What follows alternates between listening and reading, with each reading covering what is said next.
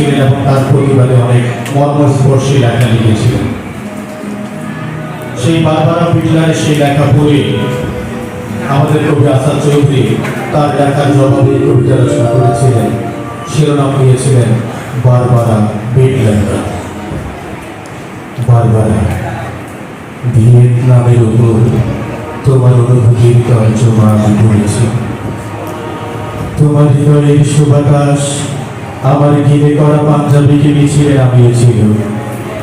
প্রাচ্যের নির্যাতিত মানুষগুলোর জন্য অসীম দরদ ছিল সে লেখা। আমি তোমার একটি লেখাই বলেছি, আশীর্বাদ করেছিলাম তোমার সোনার দোয়া করে। আমার বড় জানতে ইচ্ছে করে বারবারা, তুমি এখন কেমন আছো? নিশ্চয়ই তুমি ঠিক করতে শিখে গেছো। গাউনের ঢং আর হ্যাট নিয়ে কি চাইলে টেবিল মার সঙ্গে ঝগড়া হয়? অনভ্যস্ত গ্লেশিয়ারের নিচে তোমার হৃদয়কে কি চিরদিন ঢেকে দিবে? আমার ভীষণ জানতে ইচ্ছে করে বারবারা, তোমাদের কাগজে নিশ্চয়ই গাহিয়াঘাত ছবি ছাপা হয়। বিবেকের বোতামগুলো খুলে হৃদয় দিয়ে দেখো একটা জল্লাদের ছবি। 15 লক্ষ নিরস্ত্র লোককে ঠান্ডা মাথায় সে হত্যা করেছে। মানুষের কষ্টার্জিত সভ্যতাকে সে গলা দিতে হত্যা করেছে।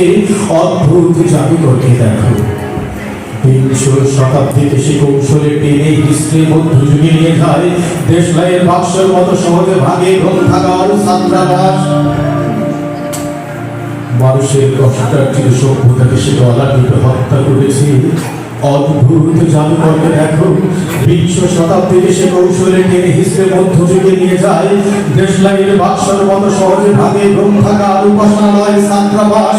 মানুষের স্বার্থ মতো ঘর বাড়ি। 7 কোটি মানুষের আকাঙ্ক্ষিত স্বপ্নের বুক ফুলকে সে বুক চুলোয় থেতলে দেয়। 2 উইমেন ছবিটা দেখেছি বারবারা।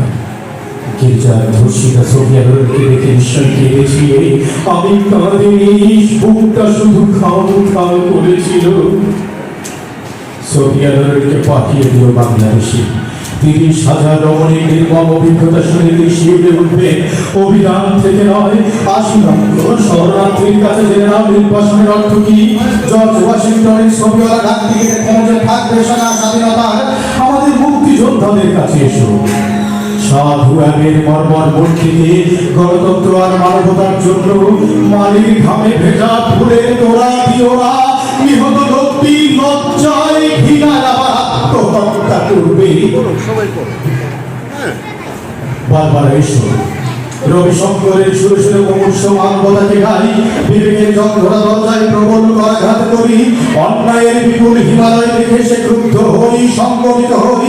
জল্লাদের শাড়ি বস্ত্র সভ্যতার নির্মল পুষ্পকে আহত করার পূর্বে, সঙ্গীত চিত্রকলাকে ধ্বংস করার পূর্বে, সারবন্ধহীন সূর্য কিরণকে বিষাক্ত করার পূর্বে